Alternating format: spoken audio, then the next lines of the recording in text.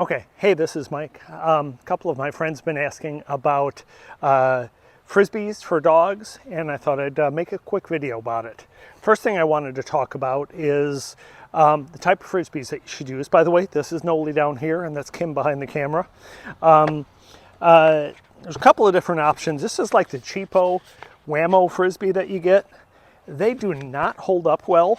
You'll be lucky if you get one good session out of them. Dogs can chew through these like super easy, and they have this sharp edge on them. Let me bring it in closer here. So as it's coming in, the dog's going to go and bite that with their jaw, and this sharp edge, just about any disc like that, if it goes like between the dog's teeth, or if they don't have a lot of teeth on the bottom sometimes, it'll end up hurting their gum and they won't enjoy playing with it and they'll just quit. So obviously we want to use frisbees that are going to work out well for them. So these, while they're cheap, I think this one was probably $5, something like that, and they don't really fly too well. So if I throw it out this way, so try and follow this, see how it turns over? Does a great roller, but it's just not going to be a great experience. So here's another frisbee that I found. I thought, well, this might be better because it has a soft edge on it. So if the dog went to jump or to grab it with their mouth, it's not going to hurt as much. One of the problems though is when it gets on the ground, a dog has to be able to get it up easy. You know, and they're going to try and get their tooth under there. It's just not a really good frisbee to try and catch. And it's so light, it was really cheap. But see how this one flies when I throw it? It actually flies pretty well. And that's really the flight that you're looking for, something that's going to fly nice and slow so that the dog has a chance to catch up to it and catch it, okay? Next one I have here is kind of like that whammo that I had the first time, where this is actually a competition disc dog disc. And if you're hoping to get your dog to a point where they can actually compete in frisbee competitions, you may want to get them to learn with something like this. But this is actually a Sonic, and it's pretty light. But they're expensive. They're like $12 to $15 a piece. And if you look at the edge, this has only been used a couple of times, and you can see all the bite marks that are in it. You know, after a session or two, you're going to be out $15. There's no good way to fix them. I've had some other ones that I've used that are competition dog disc frisbees, and I've tried like heating them up with a torch or like a lighter to smooth out, but what ends up happening is this bottom edge gets really rough, and then as it comes in and the dog tries to catch it, it can kind of tear up their gums or their lips. I don't know if dogs have lips, I'm not sure what they call them, but as it spins, it grabs that flappy part of their mouth and pulls that into their teeth, and it becomes an uncomfortable situation for them. So while they fly pretty nice, this one is a little bit understable. It's kind of a challenging disc to throw. It doesn't do really well.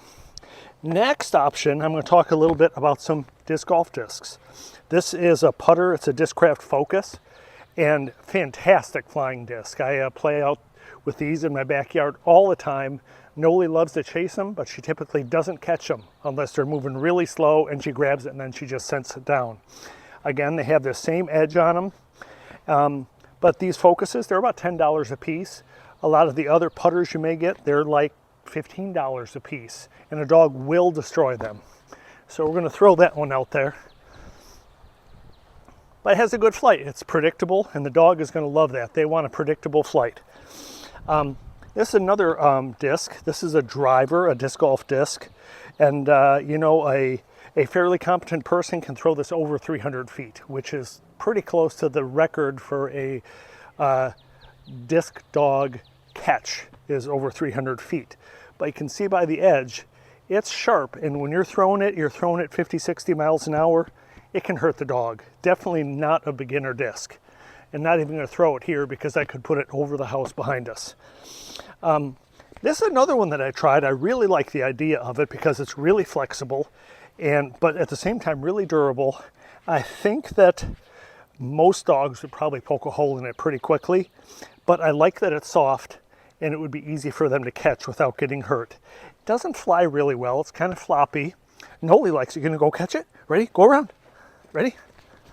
Catch it. All right, good girl. That one's pretty good. It's not definitely not one of the worst ones. I have a couple other rubbery discs like that work pretty well. Don't have to worry about them getting hurt. By far, my favorite disc and Noli's favorite discs are the Chuck It brand discs. They come in a bunch of different sizes. This is kind of the this is a P Flight. I'm not sure what a P Light. And this is a Paraflight. It's more a larger size, which is, it'll fly slower. If you look at, and then they have small versions, which are like super cute, but they go really fast. So I'm going to throw these real quick. But before I do, the benefit, this is Noli's favorite. It's super light, floats in water. She can chew on this, and it usually doesn't wreck it. But we'll talk about chewing on discs in a second. But it's just, I mean, these really hold up. Eventually this material will tear, but I think I've had probably 6 of these in the last 3 years. And even when they have tears in them and stuff like that, they still fly great. So it's a super disc. So I'll throw this one out there. Ready? Go around. Has a really predictable flight on it. Has kind of a hard finish on the edge, but it works okay. This is another one. Gonna do this one? Ready? Go around.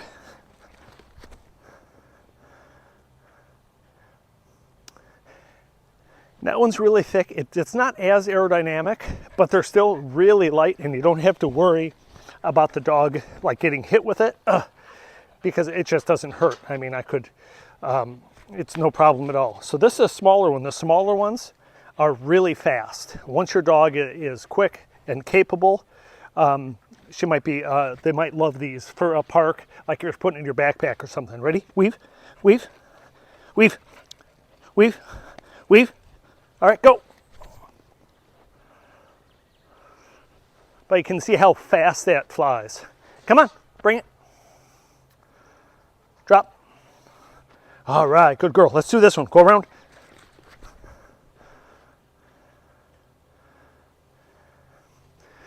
Take a break. Good girl.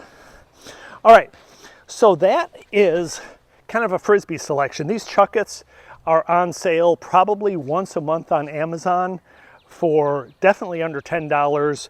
I've seen them as low as $6, even for the largest one, the Parachute. And if you get one of those, I usually buy a couple at a time and just keep them because I know that she's going to use them. So, come.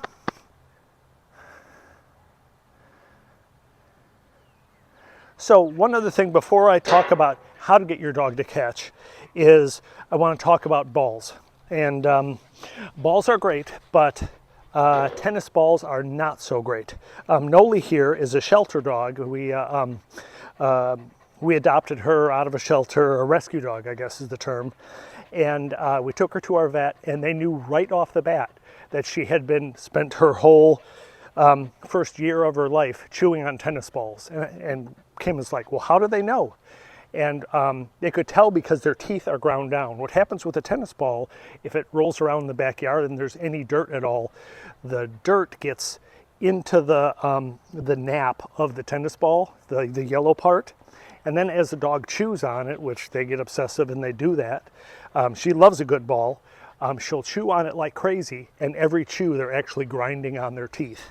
So it's really bad for them. If you're going to get a ball, again, Chuck It has a fantastic one that's about the same weight as a tennis ball. It floats really well. It works in the Chuck It chuckers, but it doesn't have that. It's just a smooth finish on the outside of it. It's really great for them. They also have a glow-in-the-dark version. So if you took a flashlight to it and throw it out in the backyard or out in a circle like in front of our house here at night, the dog loves chasing it. We play glow ball, and it's a big thing for her. You like glow ball? Yes, she loves glow ball. So balls are not the best idea. So the next thing, one of my friends mentioned that he loves throwing a disc on the ground and having the dog chase it. You know, I'll use this one just as an example, this disc golf disc. If I go put it out there, it is just like a rabbit running across the ground. She cannot help doing that. But it's just not too exciting. And the ground is unlevel, and you know, you never know what you're going to get. Come here. Noli, come. So I thought what I'd do is kind of take you through the steps that I did a bunch of research on, because when we adopted her, I knew that she had Border Collie in her, and I knew that she was going to be a great Frisbee dog. I just had to figure out how to train her. When I first got her, she had zero interest in a Frisbee, like catching it out of the air, bringing it back to me, or anything like that. So one of the things that I did is you have to get them excited about the Frisbee. When I brought these out today, she was jumping all over me. So step one, get them to love the Frisbee. Oh, one other Frisbee that I didn't cover, just because I don't have them here, are those Kong Frisbees. They look like a Frisbee, but they weigh about 5 pounds. They don't really glide at all. And I'd be really concerned with any, even like the disc golf disc Frisbees. Those are usually 170 grams, something like that. Those Kongs are probably closer to 250. And if your dog jumps up to try and grab one of those, I'd be worried about their teeth. You know, that there could be a chance that it could break a tooth or something like that. If you're rolling it on the ground, it's probably fine. But my standard of practice is that when you're teaching a dog to play with a Frisbee, you don't want them to look at this Frisbee as something that they should ever chew on. The couple things you can do to make sure is always correct them if they're chewing on something or chewing on a Frisbee. Make sure that you take it away from them. Make sure they know that, no, don't wreck it. That's our term. If she goes to chew on something, say, don't wreck it, she'll stop and set it down. And the other thing is, don't leave a Frisbee just laying around in the backyard for them, because that is just too tempting, and they will just chew it and destroy it, and it just reinforces that habit that Frisbees are to chew on. You look at a lot of my disc golf discs, they stay out in the yard now. She knows that they're not something that you chew on. And the only bite marks that are in them is from when she can't help herself. I throw it and sometimes she grabs it out of the air. But step one that you want to do with your dog is to make them love a Frisbee. So I usually do something. Want to play? Want to play Frisbee? Get it, get it, get it, get it. Just play this. Get it so that they absolutely love that tug of war. This is different than them just chewing on it because she's just tugging it. Okay, drop, drop. Okay, ready? Get it, get it, get it. She absolutely loves tug of war. And all right, drop. And dropping is great. You know, the best way to get them to drop it is to give them a high value treat. Like she loves pepperonis, and they're super cheap. So I'll get her to drop this and give her a pepperoni right off the bat and reward the activity. Say good or something like that or yes whenever they do that particular thing that you want them to do. All right, so beyond that, once you get past that, the next step is to try and get them to want to chase this Frisbee through the air. Because a lot of times you'll throw a Frisbee and they won't know. They don't instinctively know to run and catch this thing out of the air. So what we'll do is a lot of times I'll go like this. All right, ready? Get it. All right, good girl. And you try and get them drop. You know, ready? Get it. All right, good girl. Yes. Ready? Get it. Get them, and if you want to do it just low to begin with, drop, and you can reward them with that pepperoni again. You can do it down here. Good girl. You know, and then you maybe give them a little tug to reward them. Okay, ready? Drop, drop. And I was actually looking through my iPhone the other day, and I have some videos of her when we first got her, and this is the routine that we're doing. Ready? Stay. Up. Stay. Nope. Stay. Ready? No. Ready? Come on. Okay. Drop. Come here. Sit. Sit. Stay. Ready? Come. Good girl. Come on. Drop. Ready? Sit. Sit. Stay. Ready? Come on. So now you're kind of enforcing. You start, next step from just a stand, come and grab it out of my hand, is to get to the point where she's actually running and chasing it as you're moving it beside her. Ready? Come back here. Sit. Stay. Stay. Ready? Come on. Woo! So that's like the next step. You go a little bit further. Come on. All right, good. And they know eventually it clicks in the dog's brain that, wow, this chasing thing is fun and throwing it is the best. So the best way to accomplish it is to get it to bring it back. So a lot of times they'll bring it back here and they'll walk around your legs or something. You say drop and they drop it. So when you look at I mean, she can go from here if she's just like this. You ready? Here you go. And you really want to, come on. You really want to encourage them to jump because most dogs are fast enough that they can just run and catch it without the jump. But, all right, good girl. But it's kind of boring. So, all right, go over here. Ready? Stay, stay, sit, stay. So I'll do things like this. Ready? Come on, up here. Yes. Just really work on always getting to the point where she has to jump. And even if it's close like this. All right, ready?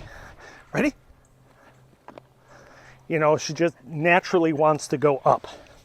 You know, once you get that, there's all kinds of fun stuff you can do. Ready? Ready? Up. Come on, up. Jump over the leg. You can have them jump off your back. She's not real good at that one yet. And it kind of hurts. So it's definitely a fall, winter thing to teach. Put it like a vest or something on that you can grab onto really well. And you get down like this. Ready? Up here. Ready? Come over here. Ready? Get it. Good girl. But eventually, you can, and there's somewhere you can get them to come jump off your chest. Go watch YouTube videos. There's just tons of them out there of people doing really creative stuff. We just love a good game of catch, don't we? And weave is a super easy one to do. You saw me before, so you can go here, through, weave. And she just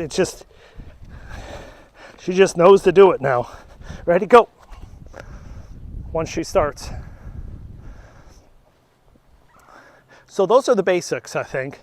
Can't think of anything. And we've taught her to take a break. Like if we're playing this or we're playing glow ball or something like that. You know she's ready to go again when she'll bring it to you. And make sure they're getting good rest and good hydration, especially in the Texas heat. But I don't know, just have fun with it. And once you get a Frisbee dog, any park you go to and the dog jumps and catches discs, people are like, oh, look at that great dog. And it's like, it's really not that special. We do it every day out here, don't we? Ready? Go around. One big one. It's like nothing to her now. All right, thanks all. Have a good day.